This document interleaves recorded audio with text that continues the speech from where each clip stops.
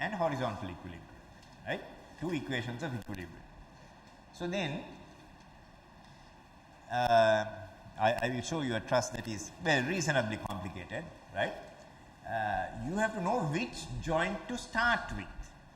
You have to start with a joint where there are only two unknown forces, because you have only two equations, right? So you start at that joint, find those two unknown members. The moment those two unknown forces become known, then it will be easier when you go to other joints as well, right? So the other thing is that the sign convention, or there are sign conventions, like in the bending I said left up, right down for shear is positive, hogging for bending moment is positive. Here tension is positive, right? Well, you might look at a textbook that says compression is positive, right?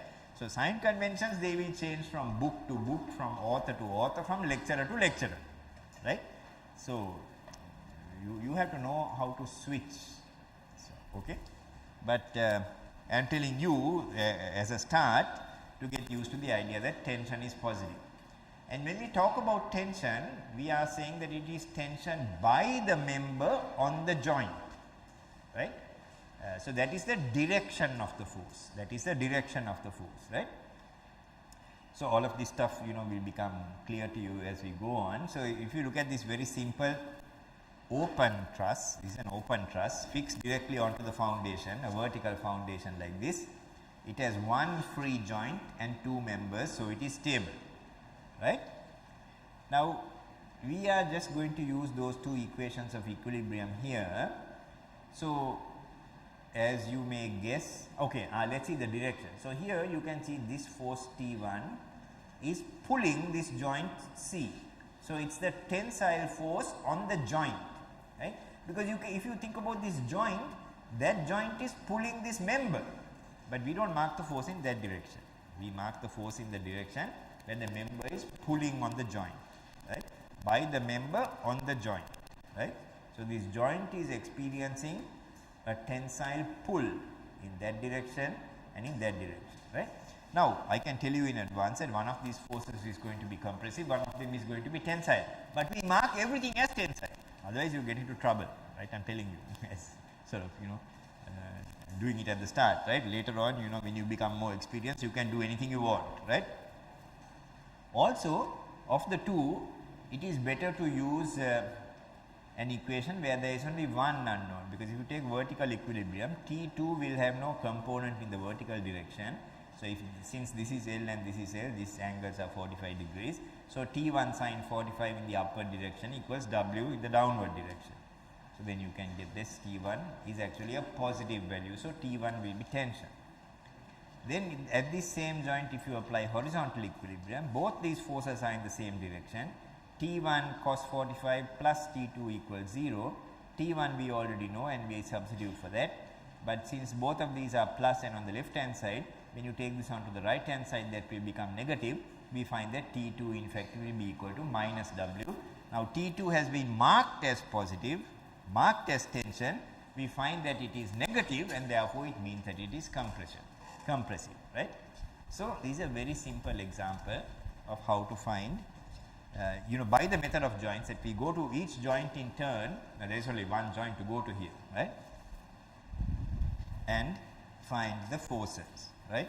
Okay, let me just walk around and ask if there are any questions. Okay, it's very straightforward.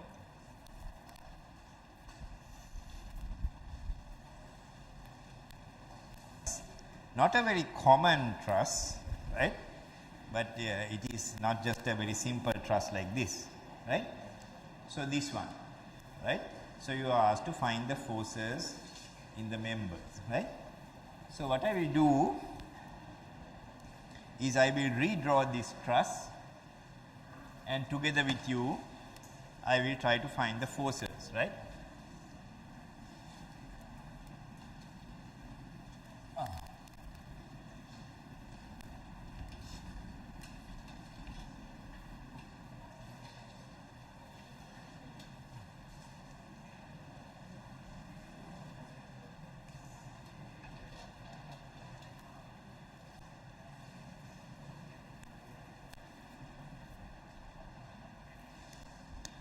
Right. So now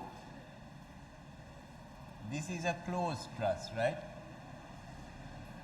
This is a closed truss.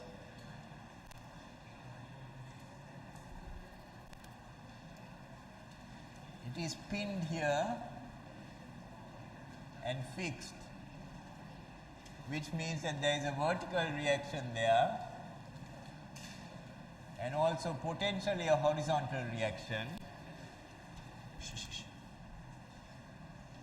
right?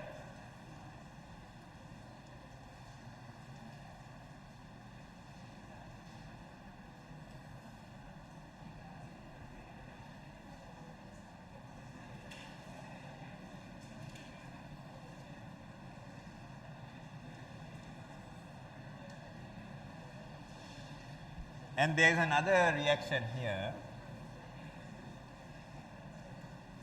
Now this is on rollers, which means that there is no horizontal reaction, but there is a vertical reaction, right?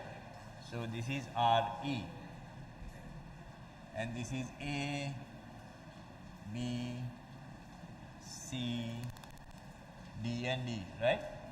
The loads are applied only at this point here.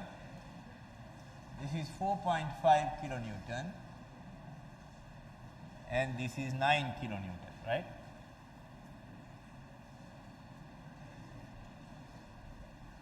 Right. If you want, you can check the stability of this truss, but it is made up only of triangles, so it looks okay, right? So the number of joints, now this is not free joints, this is the total number of joints because it's a closed truss. 1, 2, 3, 4, 5, right? So what's the formula? 2j minus 3, that is 2 into 5 minus 3, that is 7. So you should have 1, 2, 3, 4, 5, 6, 7, right? So it's simply stiff, stable and determinate, meaning that we know that before we start, we can use these equations of equilibrium and find every single internal force in this truss, right? Before we do that, right, I think I have told you, sometimes of course here is a very simple one, you know, we did not have to find these reactions, right? We were just able to find the internal forces, right? But in sort of more complicated ones, the first thing to do is to find the external reactions, right? Now, as I have also said before that, you know, if you have only vertical loads, right, even though there is a potentially a horizontal reaction, if you write a horizontal equilibrium equation, you will get Hc equals 0, no horizontal forces. So Hc will be equal to 0. So you are left only with 2, right? So, you know, the most convenient way to find these reactions is to take a moment, right? So let me follow what I have done. I'll go back to the other one.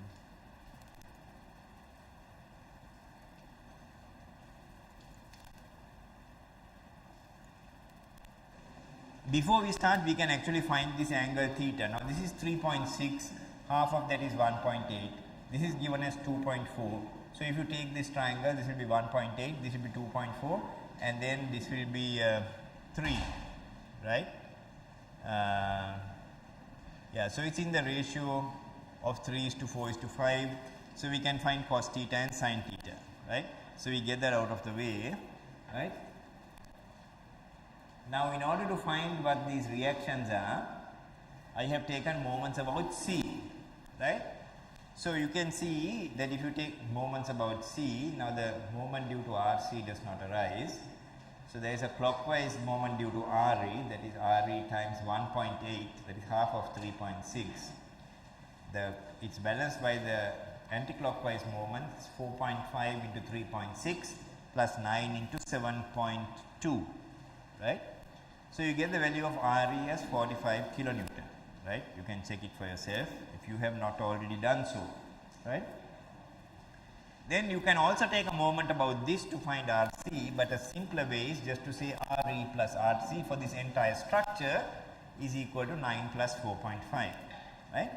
Now when you get that, when you do that, you get RC equals minus 31.5, right? So